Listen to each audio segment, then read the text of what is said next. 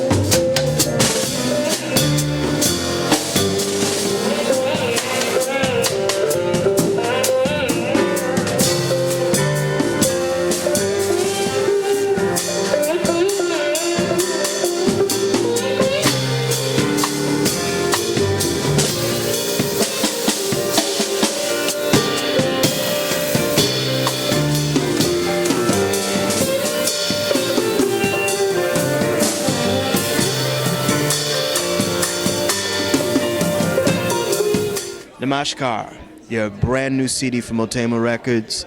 It's a fuse of Bollywood, jazz, fusion, and other world influences. Tell me how this project came about.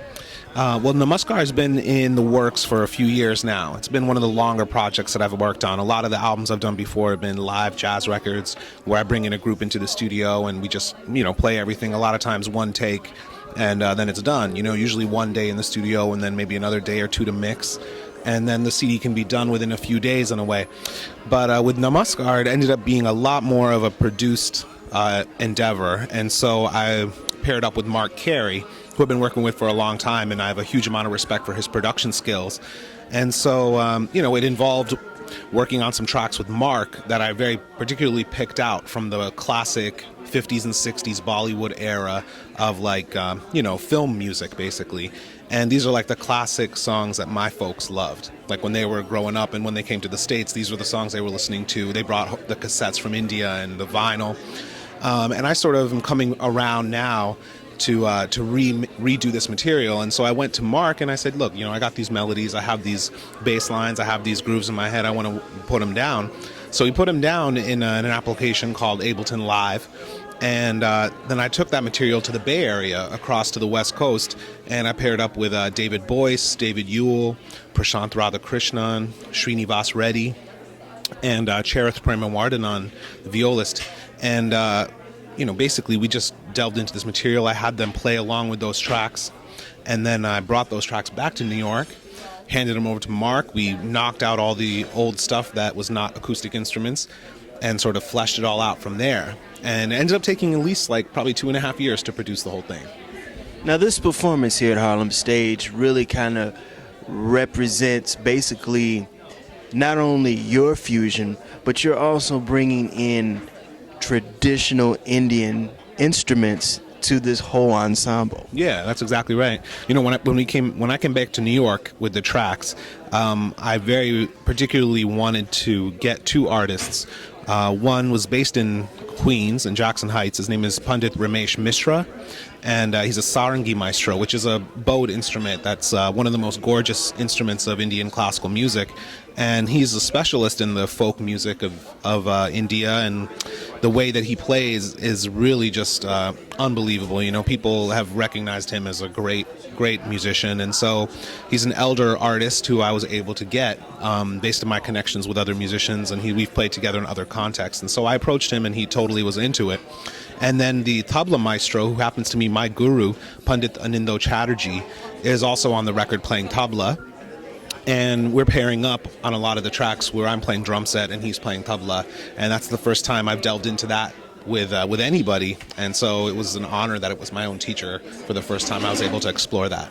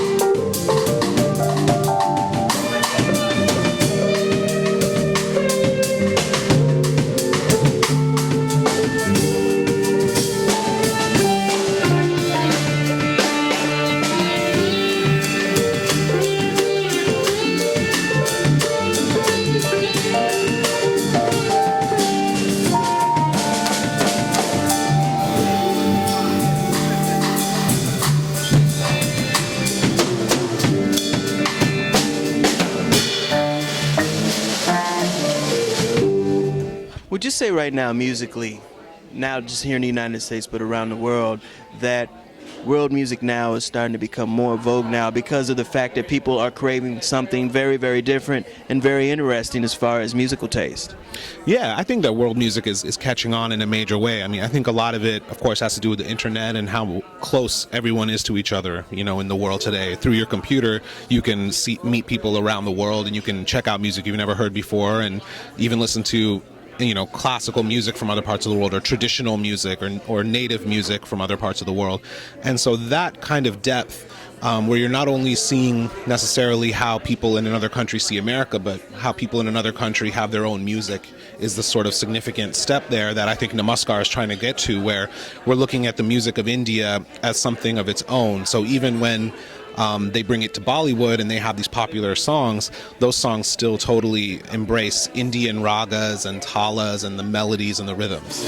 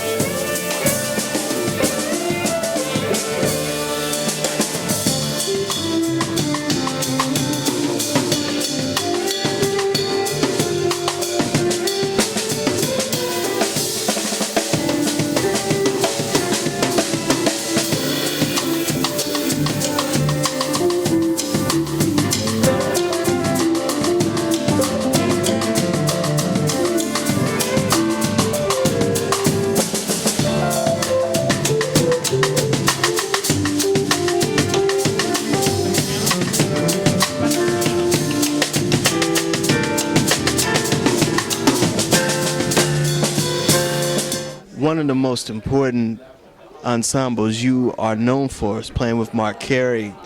And one of the things that you bring to not only your ensemble as well as Marc is that you play the tabla. Mm-hmm. Explain the origins of the tabla. Yeah, the tabla is it's known by some people as like the king of the percussion instruments, and the rhythms on the tabla are really amazing. They're incredibly advanced. There's a variety of timbres and textures, and you know, the sort of beauty of the tone is really, really amazing. And a lot of people just love the sound of the tabla. The tabla actually as an instrument has always been an accompanying instrument. It was always sort of second seat to, let's say, the sitar or the classical vocalist who the tabla would be accompanying. And so it was a little bit of an effort for tabla to come up into the limelight in a way. You had artists like Zakir Hussain who would, you know, take these great tabla solos and everyone would love it. And Ravi Shankar would encourage that occasionally, you know, for him to really step out. And so the tabla in the modern day is a very active, creative instrument. But in its original place in classical Indian music, it was very much like a sort of, back seat, and it didn't get to solo. There wasn't a lot of flashy stuff going on. In the olden days, before tabla came about, there was a larger instrument called a pakawaj drum, which is a one-piece drum that was used in very serious, slow, sort of, classical Indian music of the day called drupad. And so tabla sort of came from the pakawaj drum by an effort, I guess, to split it in half. And then ultimately it evolved from there into this modern day instrument, which is, fairly gone through some evolution. That'll do it again for another edition of the Pace Report. I'm Brian, Pace reporting live here at Harlem Stage here in Harlem, New York. I'd like to personally thank Sameer Gupta for his time, as well as Kim Smith for setting this interview up, Jana Herzen over at Motema Records, and Ivy here at Harlem Stage. As always, please visit my website, www.thepacereport.com, for my weekly column as well as my past segments. Until next time, remember, if it's in the groove, it'll make you move. Peace.